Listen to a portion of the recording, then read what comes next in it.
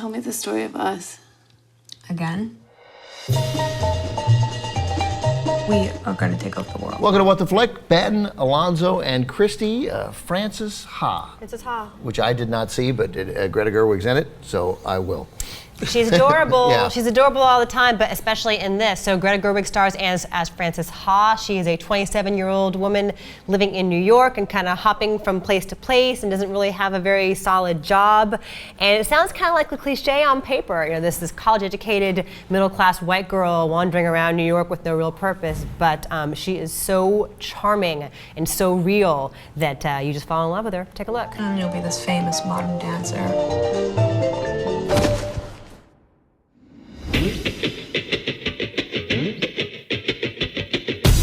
Have you ever done where you play fight? I don't want to. Oh, it's super fun. I know when to go. Oh my God, stop it! Damn it!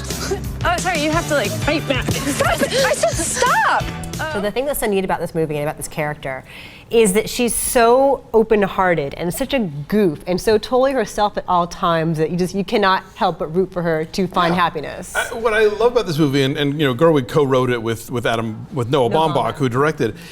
You know, you see these movies where directors will take a character like this and just put a pin in them, and we're just watching them wriggle, and it's all about like how much suffering can we make them go through, how much can we make them sort of pay for whatever perceived sins there are. For our laughter. Exactly. Or you get directors who really kind of will take an obnoxious character and sort of coddle them and not take into account like what they're actually doing wrong and just be like, oh, isn't this charming, isn't this cute?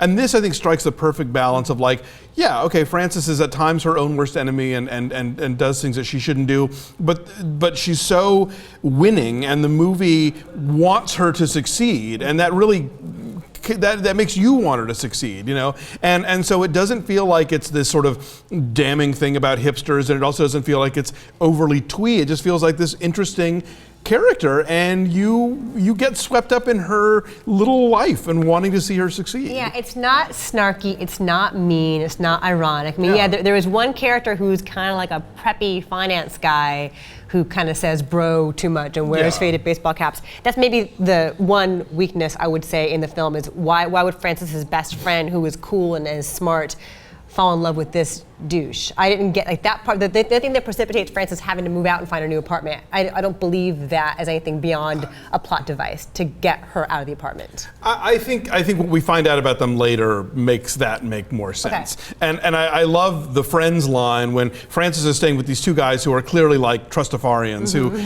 can afford to live the bohemian life in Brooklyn because they got money from home.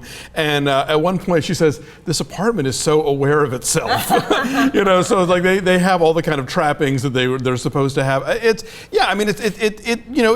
reminded me of Girls occasionally. It reminded me actually of Godard's Masculine Feminine occasionally, just being about young people sort of trying to make their way in the world and figuring things out and making mistakes and maybe learning from them, maybe not. Well, it's got a lot of influences. I mean, it's very Woody Allen in the 70s, very like walkie-talkie, very chatty, cultured New York of Woody Allen. It looks like a film from the French New Wave. I mean, it's shot in black and white in this very grainy, kind of intimate way. It's about restless youth. So it has a lot of different clear influences, but is also very much its own contemporary thing. It made me very happy. Yeah. Like a lot of movies, I'll enjoy them or they'll be whatever, but like this, when it ended, I just got this like, just this thrill of like, oh my God, because there are movies where you get about halfway through and you think, okay, this is doing a really cool thing, it's a really delicate thing, where's it gonna fuck up? Where are they gonna go too far in one direction and drop the ball and not make it? This movie spins the plates and it keeps them spinning, and you get to the end and you're just like, that was exactly what needed to happen. Yeah, it's short, it's only 86 minutes long. Yeah. I would say that last shot has such a surprising amount of emotion and happiness, and also I got choked up. Like I got me too. The thing that explains the title is the loveliest surprise. Yes. And it's so sweet and it's so just perfect and simple. It's hard to find a great perfect ending, and they really, really do it here. Yeah. You had me at 86 minutes. Get in, get out, we're done. More movies should be 86 Right. minutes. Greta no question. Gerwig Numbers. and 86 minutes. Come on. So I give it a 9.6. I love this movie. Yeah, 9.5. This is a movie I will be remembering in December when we start Definitely. talking about best. So yeah. I'm going to see it tomorrow. What are we talking about? Come back and tell us what you think. Not going to mess around. Right. Thank Bye. you, everybody.